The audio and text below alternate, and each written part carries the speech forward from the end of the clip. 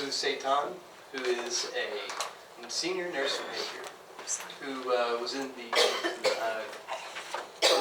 Caux, Switzerland for the summer for her internship. Give her a hand.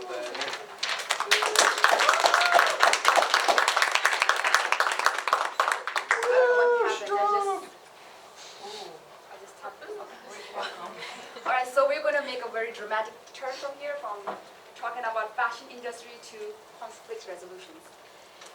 So, we are creators of narratives. We are innately predisposed to hear stories, not facts. As I listened to George Monbiot, who is a political and environmental activist, on his TED Talk, my mind totally shifts to this particular day at Caux. It was second week, I remember, and we were talking about trauma healing. Now, what you cannot see in the picture here is that most of us are crying, including the men. And I remember it started with someone sharing a story. And I remember standing there in this room full of solidarity and connectedness that I felt with these people. And it's just started with just a single person sharing a single story and prompted all of us to share as well. And after this particular day, and I'm sure all these other 19 other folks from representing their respective nationalities, disciplinaries, and attitudes, became a family. My journey to Switzerland began with a visa rejection. So as a refugee, I was not surprised because we travel with something called travel document and not a passport. So after several emails, calls, and episodes of losing and regaining patience from the most indifferent people of this earth, the consulate officers and embassies, I was finally able to get my Schengen visa just 4 days before my departure. And after arriving in Switzerland as well, I faced my first culture shock of my life because I spoke neither French nor German, and I had to get help from strangers to even decode the ticket that was supposed to take me to my destination, which is the Caux Palace, which overlooks the beautiful Geneva Lake and the Alps. And after a grueling 5 train changes, 2 of them being the wrong one, I was finally at my destination. So, what is the Caux Scholars Program? I've heard a lot of people ask me what it's all about, and so I'm going to tell it to you right now. Caux Scholars Program is a multidisciplinary approach with a rich alumni network of around 1,200 people representing more than 26 countries and different disciplinaries and perspectives. We come together to this palace called Caux Palace to talk about conflict transformation, principal leadership, and transitional justice. So these are the 3 main topics that we talk about, and where we have speakers coming from all disciplines: experts, activists, scientists, politicians, diplomats, you name it. You see all these people coming in one of the conferences and discussing these common themes. And to talk about Caux Scholars Program, I have to mention the parent organization that actually started this program, called Initiatives of Change, which was initially called Moral Rearmament, and it was founded in the 1940s, right after the Second World War, where there was huge amount of mistrust among different European countries. And Initiatives of Change was pivotal in their role of bridging the gap between France and Germany and rebuilding of Europe. So this palace, you can see, it used to be a very getaway destination for the royalties, for the dukes and the duchesses and the maharajas and the maharanas of India. But it became a sanctuary for refugees after the Second World War, especially Jews who came in and sought sanctuary here, and initially became a place for mediation and dialogue for these different minorities, first starting with different conflicting minorities, and then going on to national, and then community levels, and then conflicts of all sorts here. So that's what Initiatives of Change has been doing for the past decades, and I'm so grateful to be a part of their full-week program this summer, to be amongst people, experts, and to learn from them and hear from them. But now I'm going to show you my family portrait. Oh my gosh. Okay, so I spent my 4 weeks with these 19 incredible, dynamic people whom I never imagined I would meet. So we have I'm going to point out because they're my family. Okay, I can see. So I never thought I would meet someone, a political researcher and a civil servant from Kosovo, and I never thought I would meet someone, an IT developer from Palestine. I never thought I would meet a diplomat from Ukraine, or I never thought I would meet a member of parliament from Latvia, or Anglican priest from Australia. So we were like stranded islands coming together in this whole week in a classroom discussing these grueling themes. I don't know what's going on. I'm going to be trying to be gentle. Conflict transformation, peace building, transitional and restorative justice, trauma healing, and reconciliation. And we did that through multiple study models. It involved discussions, but mostly debates, of key essays and case studies involving the case studies of conflicts that we were representing as well. And we also were trained as facilitators and a dialogue mediators between different conflicts. And we were also trained as, we learned about the current justice system through a mock tribunal from the International Criminal Court. And we were also trained to be co-organizers and facilitators between different keynote speakers and participants. And we participated as delegates in one of the most visited and very high-profile conference called Towards an Inclusive Peace, and it's very, very well known in most European countries. And it's initiated by the European Union, and that's where we went to go as delegates and meet experts on all different fields. And yeah, we also got to do a lot of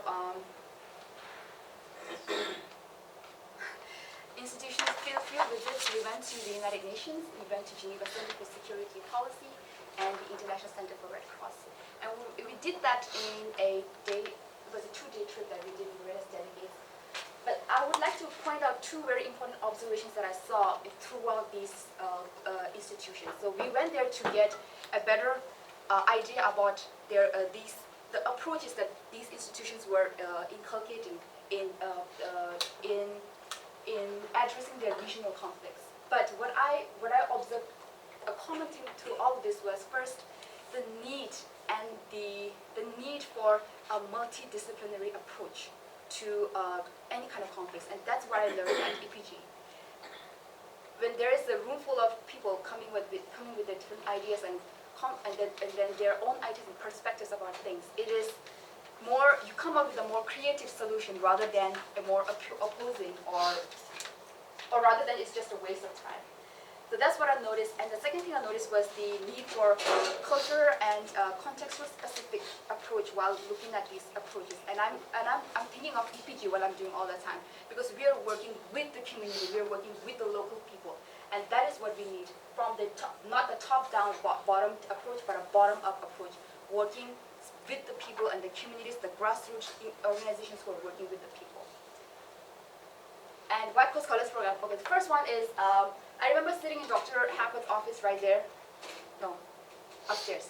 And then I was trying to decide what I wanted to do for the summer.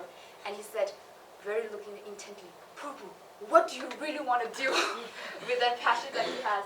And I said, I want to help my community. I want to help my community through youth empowerment. I want to help my community through social innovation and entrepreneurship.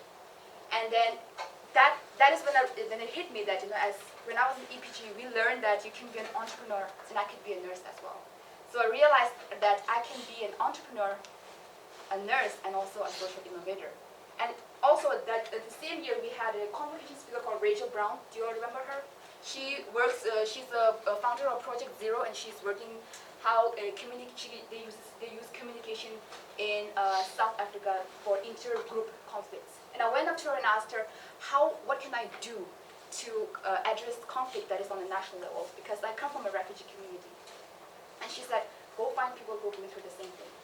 And I heard about Caux in the same term, and Caux was all about people coming in, people who have seen conflicts, who have dealt with conflicts, who are working with conflicts, coming together and seeing how they can build a sustainable conflict transformation.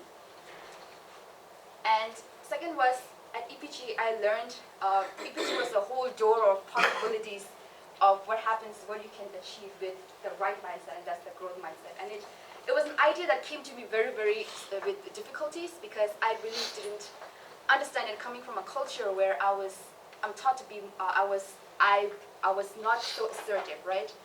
But coming to EPG, I learned about growth mindset, and I learned to get out of my comfort zone. And then voila, I wanted to explore what more I can do with this, what can I do with these abilities. And then I realized that Caux was the perfect opportunity for me to get there. And first one, this was a conference, this is one example that I'm giving. So this was a conference on leadership, ethical leadership in today's business, and they were talking about rebuilding trust in digital age. And this is Brian Iceland. He's the UK-based entrepreneur and human rights activist and the founder of Slave-Free Trade.org, the first human rights compliant media platform that addresses modern slavery. So I went up to him and I told him about how I've been involved with social advocacy in Tibet, in the country where I'm from. And he told me that he worked in China and he saw a lot of Tibetan girls being trafficked and enslaved into prostitution and other things. And it really hit me, and I said, I need to do something about this. And I've been working with an organization called Magic. They work for incubate social innovations in Tibet. And though I've not been working directly with them, I've been working with them through social media promotion and such. So I was in Caux and I called her up. I called her up and I told her that I heard about this and I want to do something about it. And she told me, Phurbu, what are you doing? Where are you right now? And I told her I was in Switzerland talking about conflict transformation. She said, we have a more braver issue. And she said, we need to have a bridge builder between the Tibetan and Chinese students in university levels, because there's been a lot of problems happening, especially political issues happening between Tibetans and Chinese students at university levels. And I was like, okay, I need to address this issue.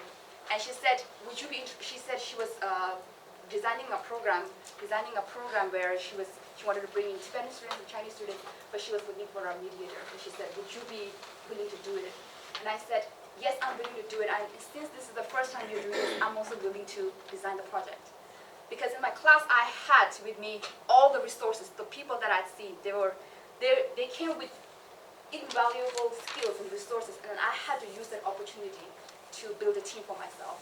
So I took help from a project developer who was in the United Nations in Nepal, and she gave me the technicalities of a model that they use for developing projects called DME, Design, Monitoring, Evaluation. And we used that, and these are my teammates. So this is Becca from one of the first women officers in Kyrgyzstan, working in the Department of Counter Religious Extremism. And I also had with me a social commenter and writer from Nigeria, and I had a political researcher from Kosovo and a diplomat.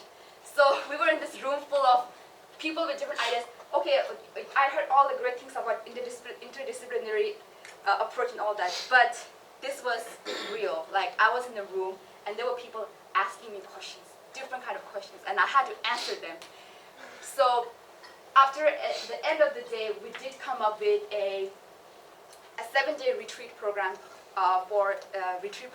bringing in Tibetan and Chinese students, never been together in the same room ever, trying to have a peaceful dialogue. And this is my further future plans that I have. I have not proposed that yet to the co-founder, because I seriously doubt the practicality of it because of the limited time and research that we had while designing this project. But it was the experience that I gained, and I'm very, very happy and appreciate the experiences that I got from that. Where I learned at Caux. Yeah, so the power of storytelling, you saw that in the beginning of because what we did was, at Caux, So after every conference, we would sit with the keynote speakers in this kind of group it's called Human Library. And what we would do is have a more deeper connection and personal connection with the speaker, because you connect through stories. You don't connect through numbers. You don't connect through, oh, I have this many money, I have this position, I have this many followers. You don't connect with that. You connect with how they got there. You connect with that story. So I was able to form really qualitative and long-term connections, meaningful connections with a lot of speakers whom I've maintained contact with even now. Because I know I have been to a lot of conferences and I take their business cards, but I don't have the will to contact them again, because I've not found the connection with them. But with these speakers, because I was so involved with them in their personal stories, I'm still in touch with them actually. Quiet time, this is the last. So every morning, before the program starts, we have something called quiet time, where each of our participants, we come together and we sit for 30 minutes and reflect on our thoughts, reflect on our emotions, and reflect on our behaviors. Because we really believe that change comes from within. Whatever you're trying to do, whatever it is that you're trying to do, it comes from the middle, and it comes from the within and from out. So that was the approach that we were doing. It comes from within. Every change starts from the root, and that is in the communities, with the people, because that is where the problems are, and that is where the solutions usually lie. And I want to end up with this quote by one of the keynote speakers who was there, and he said, oh, you know what, the more you understand yourself, you understand others. And people don't get that. And he's a neuroscientist. I think scientists have to work on the narratives, I think. He said, people don't get it, but he said, all the wisdom, truth, and happiness are within yourself. You just have to talk to them. Don't forget to talk to the greatest person in the world every morning. And that really hit me, because that was the kind of narrative that I was waiting for all my life. It was about the stories. It's not just the emotions of it, but the connection that comes with it. Because I was rooming with my friend, we didn't speak the same language. We had to translate constantly, but it is the effort that counts. It is the willingness that comes with you that counts. And it is the stories that keep us all alive. So I found my narratives. What are yours? Thank you.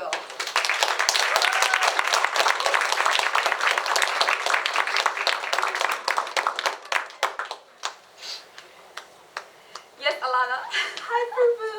Hi. Beautiful presentation. I'm so glad you got the experiences. My question is, like many of us in this room, we all come from maybe underprivileged communities, much like you. So I'm just wondering if these underprivileged people, such as yourself and I, can use their oppression as like a vehicle for social change. Yes. This was one of the most important topics that we touched on, that is trauma healing, because there was one of the keynote speakers was he's Dr. Rampakat, and he's the founder of No Drums, No Guns. So what he does is he's working in the communities, African American communities, who are the victims of gun violence, especially from policemen. He's working with these youths through use of drums and mindfulness. And what we talked about was this thing called intergenerational trauma. I didn't know I was suffering from it. And I didn't know that people in communities, those who have, the fathers, the parents have gone through violence and have gone through injustice, their experiences live on through their children. And we carry that trauma with us and we don't realize it. So I had to come to this space that I was suffering from intergenerational trauma, because my parents, they were products of war. They were products of being a refugee. They were products of ills with reintegration.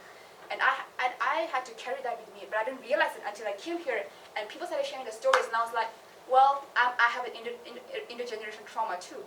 So you have to come to realize that. And Rampakat, he says, if we carry intergenerational trauma, then we also carry intergenerational knowledge. And what were our knowledge of our parents? Share stories, share your voice, tell your stories. And also we have to heal from within before going out. It all comes from within. And you should check him out, and he's doing amazing work, and his model is being applied everywhere else in Europe, especially within the victims of knife violence in London, UK. It's like you realize there's a whole the problems going on all around the world, and how we can come together and